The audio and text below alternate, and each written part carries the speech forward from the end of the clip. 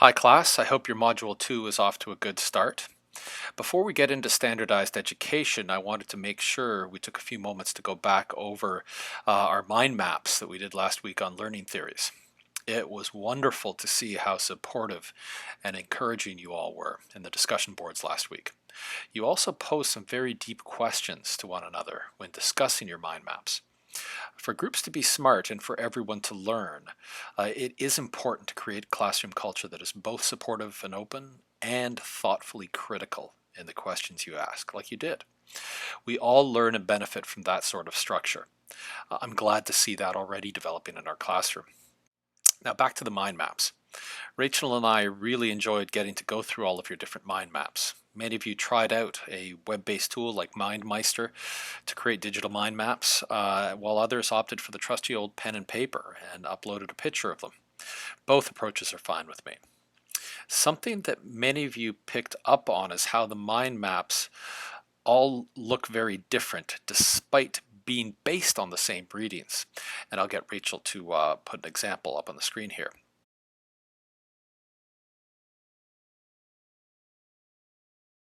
That sort of difference in interpretation is to be expected. As constructivists say, what you learn or construct from an experience, such as a reading an article, depends as much on you and the education and past experience you bring, as on the article itself. Having diverse interpretations is also good for the class. It exposes us all to ideas and perspectives that we may not have considered yet.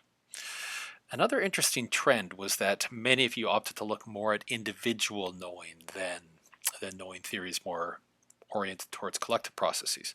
You'll notice as we go through the gallery tour that many of the mind maps looked at constructivism, with social constructivism also being quite popular. Team Alpha also noticed this trend across the groups and within their group. And Team Alpha wondered if this was because so many students were interested in this sort of approach as an educator, or if it was more rooted in their experiences and perhaps preferences as a learner. To me, it just makes sense, at least at this point.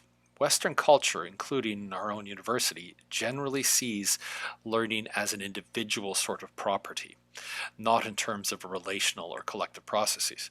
So that's an easier idea to get to, even if you take a more radical constructivist perspective. But there are now lots of educational learning theories that do emphasize processes that go beyond individual heads. In this course, you will see this in some types of social constructivism, like communities of practice literature, and you'll see it in complexity science, which sees learning as occurring at multiple levels, from the way our immune system and brains reorganize their processes, to the way individuals adapt to their experiences, to the way that companies, sports teams, and other groups change their relationships and ways of doing things together to be more effective. It's all learning. Indeed, these broader ways of looking at learning and education can be particularly useful for understanding and educating people in collective contexts, like classrooms or interprofessional healthcare teams. But we'll get more into that in moments 3 and 4 in the course book. For now, we'll stay mostly focused at the individual level.